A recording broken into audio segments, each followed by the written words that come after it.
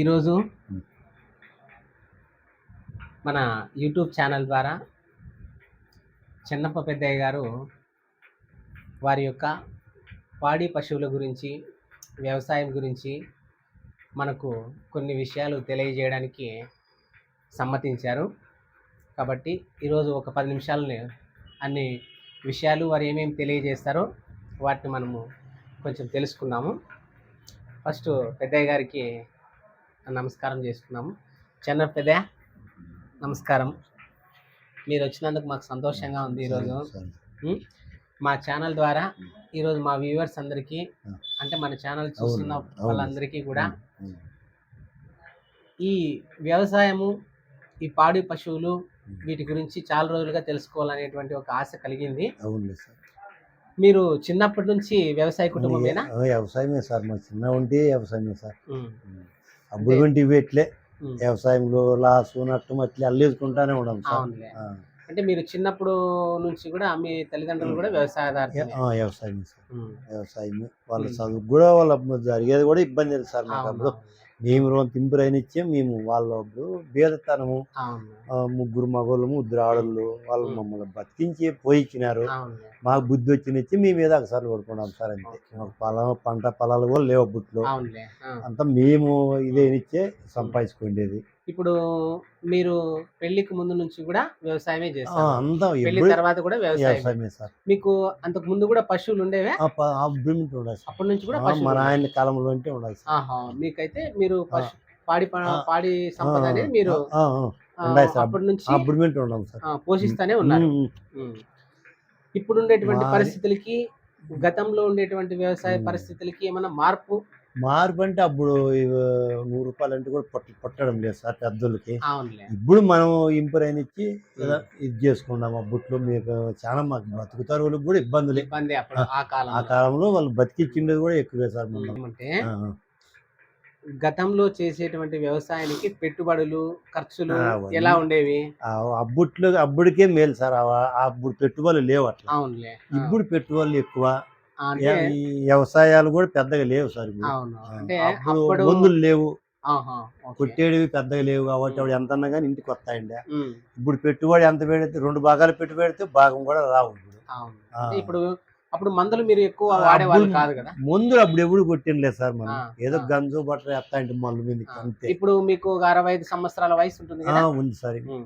మీరు ఇప్పటి వరకు, అంటే మీ పెళ్ళైనప్పటి నుంచి చెప్పండి, అంతకు ముందు కాకుండా మీ పెళ్లి అయినప్పటి నుంచి కూడా మీరు వ్యవసాయంలో ఉంటున్నారు. అప్పట్లో మిగిలినంత లాభాలు ఇప్పుడు మిగడం లేదు అంటున్నారు. దానికి కారణం ఏమై ఉంటుంది?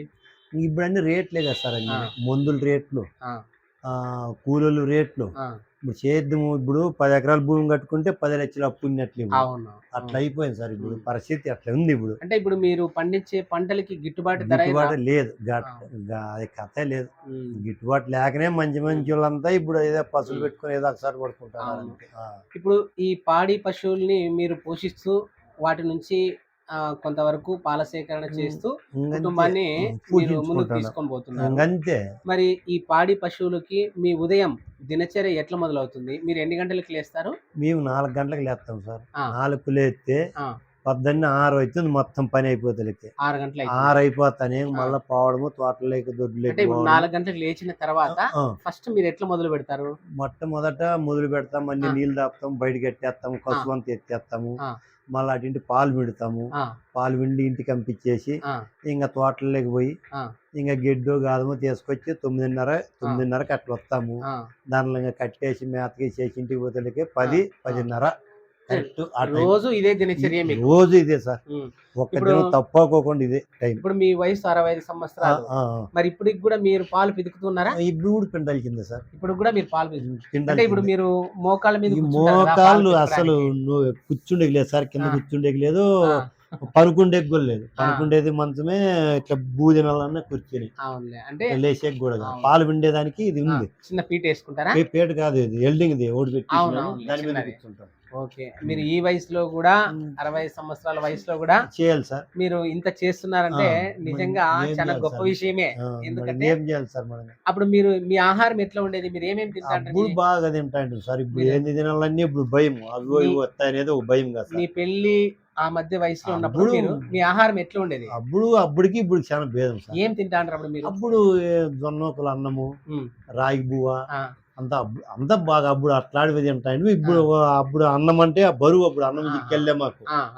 ఇప్పుడు అన్ని చిక్కినా కూడా ఏం సుఖం లేదు. బీపీలు, షుగర్లు ఇవన్నీ అనేది ఒకటి. అప్పుడు మీరు ఎన్ని గంటల నుంచి ఎన్ని గంటల వరకు పని చేస్తాండ్రు తోటలో? అప్పుడు సార్ అప్పుడైతే ఇంత పని లేదు. అప్పుడు అంత పని అయితే అప్పుడు కూలీలు బాగా చెప్తాయండ్రి, ఊరికి అట్లా పైగా పోయి చేసుకొని వస్తాయండి. ఇప్పుడు మొదలుకుంటేనే ఇప్పుడు పని, లేకపోతే లేదు. మరొక చిన్న ప్రశ్న, మీరు చిన్నప్పుడు అంటే ఒక 10 సంవత్సరాల వయసులో ఉన్నప్పుడు మీరు ఫస్ట్ చూసినటువంటి రూపాయి బిళ్ళలు అంటే ఇప్పుడు నేను నా చిన్నప్పుడు 5 పైసలు చూసినా, నేను 10 పైసలు చూసిన, అప్పుడు నేను చూసినాను. మీ చిన్నప్పుడు మీరు ఏవే వాడతాను? మేము అవి కూడా ఉన్నాయి, అవి కూడా చూసాం. ఆ పేర్లు చెప్పండి.